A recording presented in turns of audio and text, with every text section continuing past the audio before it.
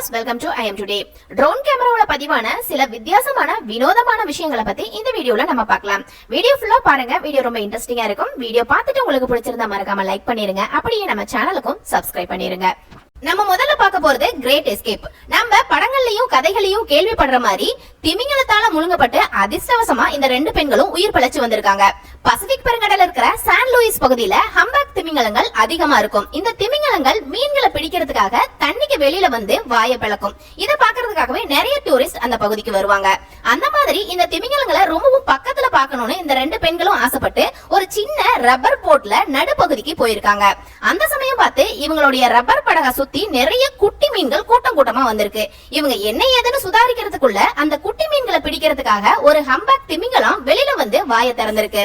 அதனால குட்டி மீன்களோட சேர்த்து இவங்களுடைய ரப்பர் படகும் இவங்களும் திமிங்கலத்தோட வாய்க்குள்ள போயிட்டாங்க. அதிர்ஷ்டவசமா திமிங்கலம் வாயை க்ளோஸ் பண்ணும் பொழுது பக்கவாட்டுல இவங்க வெளியில வந்துட்டாங்க. இத ஒரு ட்ரோன் கேமராவுல பதிவு பண்ணிருந்தாங்க. அதனால ரெஸ்கியூ டீமுக்கு உடனடியா தகவல் தெரிவிச்சு தண்ணீரை தத்தடிச்சுக்கிட்டு இருந்த இந்த பெண்களை உடனடியா காப்பாத்துனாங்க. அடுத்தது டெட் ஃபிஷ். கடந்த ஜூன் மாசம் டெக்சாஸ் பகுதியில் இருக்கிற ஒரு பீச்ல ஆயிரக்கணக்கான மென்ஹாட்டன் அப்படின்னு சொல்லக்கூடிய ஒரு வகையான மீன்கள் இறந்து போய் கரை ஒதுங்கி இருந்ததை ஒரு ட்ரோன் கேமராவுல கேப்சர் பண்ணி அது இன்டர்நெட்ல ரொம்பவும் வைரல் ஆச்சு. சம்மர் டைம்ல தண்ணியுடைய வெப்பநிலை கொஞ்சம் அதிகமாகும். சூடான தண்ணியில ஆக்சிஜன் லெவல் குறைவா இருக்கும். இந்த மீன்கள் மத்த எல்லா மீன்களை விட உயிர் வாழ்றதுக்கு அதிகப்படியான ஆக்சிஜன் தேவைப்படக்கூடிய மீன்களாம். தண்ணியோடைய டெம்பரேச்சர் 23 டிகிரி செல்சியஸ்க்கும் அதிகமாகும் பொழுது இந்த மீன்கள் உயிர் இழந்துருமா. அது மட்டும் இல்லாம இந்த வருஷம் சம்மர் சீசன்ல டெக்சாஸ்ல அதிகபட்சமான வெப்பநிலை இருந்ததுனால கடல் பகுதிக்கு மேல இருக்கிற வானம் எந்நேரமும் மேகமூட்டமா இருந்திருக்கு.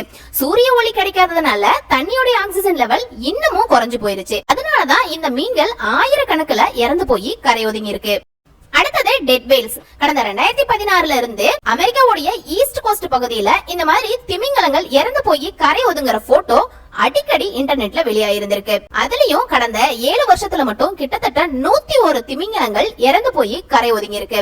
அதனால நேஷனல் ஓஷியானிக் அட்மாஸ்பரிக் அட்மினிஸ்ட்ரேஷன் அப்படிங்கிற ஒரு ஆர்கனைசேஷன் இத பத்தி ஆராய்ச்சி செய்ய ஆரம்பிச்சாங்க.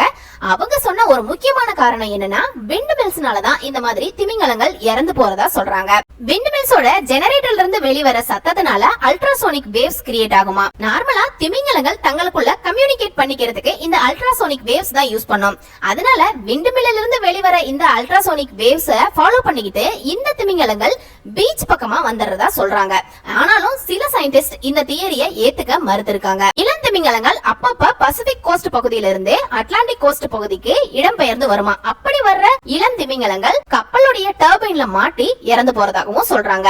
எது எப்படியோ ஃபியூச்சர்ல இந்த மாதிரி திமிங்கலங்கள் இறந்து போறதை தவிர்த்தாதான் கடலோடைய நார்மலான சூழ்நிலையை பாதுகாக்க முடியும். அடுத்தது ஹியூமன் வேஸ்ட். நம்ம எல்லாருக்குமே தெரியும் நம்ம போடக்கூடிய குப்பைகளால கடல் எந்த அளவுக்கு மாசுபடுதுன்னு. உலக அளவுல 12% ஆஃப் பொல்யூஷன் ஆயில் வேஸ்ட்னால ஏற்படுதாம். அதிகபட்சமான பொல்யூஷன் எதனாலனா பிளாஸ்டிக் குப்பைகளால தான் ஏற்படுது. எக்ஸ்பர்ட் சொல்றாங்க உலக அளவுல 5 ட்ரில்லியன் டன் அளவுக்கு பிளாஸ்டிக் குப்பைகள் கடல் பகுதியில இருக்குதான். அதுல 2,69,000 டன் மட்டும் தான் கடலுக்கு மேல் பகுதியில மிதந்துகிட்டு இருக்குதான். உலகத்திலேயே அதிகப்படியான மாசுபடுத்த கடல் பகுதி எதுன்னு பாத்தீங்கன்னா கலிபோர்னியாவுக்கும் ஹவாய் தீவுக்கும் இடையில இருக்கிற கடல் பகுதி தானா. இந்த ட்ரோன் இமேஜ் பாருங்க. கிட்டத்தட்ட 1.5 மில்லியன் ஸ்கொயர் கிலோமீட்டர் அளவுக்கு பிளாஸ்டிக் குப்பைகள் கடக்கிறத இந்த இமேஜ்ல பார்க்க முடியும். இப்ப நினைச்சு பாருங்க மனுஷங்களால நம்மளால கடல் பகுதி எந்த அளவு பொல்யூஷன் ஆகுதுன்னு. அது மட்டும் இல்லாம பிளாஸ்டிக் கவர்ஸ் மிதந்து போறத பார்த்து மீன்கள் அதை ஜெல்லி ஃபிஷ் நினைச்சு முழுங்கிருமா. பறவைகளுடைய வாயில பிளாஸ்டிக் மூடிகளும் பிளாஸ்டிக் ரோப்பும் சுத்திக்கிறதுனால அதுங்களாலேயே சாப்பிட முடியாம குஞ்சுகளுக்கும் இறை கொடுக்க முடியாம ரெண்டுமே இறந்து போயிருதான். நாம போடுற இந்த மாதிரியான குப்பைகள் முழுசா அழிஞ்சு போறதுக்கு ரொம்ப வருஷங்கள் ஆகும். அலுமினியம் முழுசா மக்கி போறதுக்கு கிட்டத்தட்ட 200 வருஷங்கள் ஆகுமா. ஸ்டைரோஃபோம் அப்படிங்கிற ஒரு மெட்டீரியல் முழுசா மக்கி போறதுக்கு 80 வருஷங்கள் ஆகுமா. பிளாஸ்டிக் பத்தி சொல்லவே வேண்டாம். முழுசா மக்கி போகணும்னா கிட்டத்தட்ட 400 வருஷங்கள் ஆகும். இந்த மாதிரி சில வாலண்டியர்ஸ் பீச்சை கிளீன் பண்றதுலயும் ஈடுபடுறாங்க. ஆனாலும் சில பொறுப்பில்லாதவங்க மறுபடியும் பிளாஸ்டிக் குப்பைகளை பீச்ல தான் போட்டுட்டு போறாங்க. இந்த மாதிரி குப்பைகளால ஏற்படக்கூடிய அழிவுல இருந்து தப்பிக்கணும் அப்படின்னா எல்லாருமே அது பொறுப்புணர்ச்சியோட நடந்துக்கணும். முறையா ரீசைக்கிள் பண்றதுக்கு எல்லாருமே ஒத்துழைக்கணும். நம்ம கடைசியா பார்க்க போறது ஓர்ஃபிஷ். ஓர்ஃபிஷ் அப்படின்னு சொல்லக்கூடிய ரொம்பவும் அபூர்வமான ஒரு மீன் வகையை கடந்த 2022 வருஷம் நியூசிலாந்துல இருக்கிற ஒரு பீச்ல கண்டுபிடிச்சிருக்காங்க. இத பார்த்த ஒருத்தர் இத ரெக்கார்ட் பண்ணதும் இல்லாம நியூசிலாந்தோடைய ஓசன் கன்சர்வேஷன் சர்வீஸ்க்கு இன்ஃபர்மேஷன் கொடுத்திருக்காரு. அவங்க ஆராய்ச்சி பண்ணி பார்க்கும் பொழுது இது கிட்டத்தட்ட 11 மீட்டர் நீளத்துல இருந்திருக்கு. அதிகபட்சமா 7 மீட்டர் நீளம் இருக்கிற ஒரு ஓர்ஃபிஷ 1996 வருஷம் கலிபோர்னியா பீச்ல கண்டுபிடிச்சிருந்திருக்காங்க. அதுக்கப்புறம் உலகத்திலேயே அதிக நீளமான ஒரு ஓர்ஃபிஷ இப்பதான் கண்டுபிடிச்சிருக்காங்க. இத ரெக்கார்ட் பண்ணி இன்டர்நெட்ல வெளியானதுக்கு அப்புறம் தான் இப்படி ஒரு கிரியேச்சர் உண்மையாமே இருக்குது அப்படிங்கறத மக்கள் நம்பி இருக்காங்க. ஏன்னா இது பாம்பு மாதிரியான உடலமைப்பு இருக்குது. அதிகபட்ச நீளத்தோட முதுகுல ரெட் கலர் ஸ்பைக்ஸும் இருக்கு. இந்த ஓர்ஃபிஷ் அதிகபட்சமா 1000 அடிக்கு கீழே தான் இருக்குமா. எப்பவாவது அபூர்வமா தான் பீச் பகுதிக்கு வருமா. 1772ல தான் இப்படி ஒரு அபூர்வமான ஸ்பீசிஸ் இருக்கிறதையே கண்டுபிடிச்சாங்களாம். ஆனா உண்மையில மக்கள் பார்த்தது 1996ல கலிபோர்னியாவிலையும் அதுக்கப்புறமா கடந்த வருஷம் நியூசிலாந்துல இருக்கிற ஒரு பீச்லயும் தானா.